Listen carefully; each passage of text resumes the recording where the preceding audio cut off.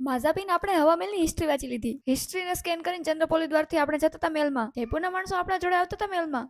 મેલમાં આપણે જોઈ લીધા 10-12 કરોડ માણસો. ऐसे कुछ ज्यादा नहीं हो गया? જાજા બધા માણસો જોઈને મને આવી ગયા ચક્કર. બધાને મારા તરફથી એન્ટ્રી હતી ફ્રી. એટલે બધા માણસો પડતા હતા અહીંયા 4-5 કિલો ફોટા. અહીંયા ચાલતું હતું રાજસ્થાન દિવસનું નાટક. મેલના ફુવારાને જોઈને નાવાની ઈચ્છા થઈ ગઈ, પણ હું પલળી જાત તો મેલ જવાનો રહી જતો એટલે ઈચ્છા મરી ગઈ.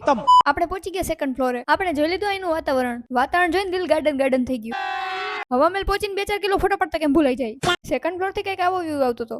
क्या सीन है. મેલનો વ્યૂ જોતો જોતો આપણે જતા હતા સામેન સાઈડ. આપણે બનાવતા હતા ફૂલ લોગ. ડિસ્ક્રિપ્શનમાં ફૂલ લોગની લિંક આપી, તમે લોકો જોવાનું જોતા આવજો. આને કહેવાય હવામેલ. તમે લોકો જોયું તો એટલે જ મેં તમને દેખાડી દીધો. ભેગું થાને ભાઈ. આ બાજુ ચાલતું હતું મોટા પાયે ફોટોશૂટ. ફોટો પાડીને ફોટો જોતા કેમ ભૂલાઈ જાય. ये बड़ी अच्छी बात कही. તડકામાં આપણને લાગી ગયો 2-3 કિલો થાક. મેં તો થક મેલની સામેની બાજુ હતા મોટા બધા પહાડ જોઈને ઉત્તરાખંડના પહાડ યાદ આવી ગયા. એટલે આ મસ્ત નજારાના ફોટા પડતા કેમ ભૂલાઈ જાય. ये બડી अच्छी बात कही. જાજા બધા ફોટા પડે આપણે જોતા હતા મેલ. જેટલા રાજા રાણીએ ફોટા નહીં પડે એટલા તો અહીંની પબ્લિક ફોટા પડે છે.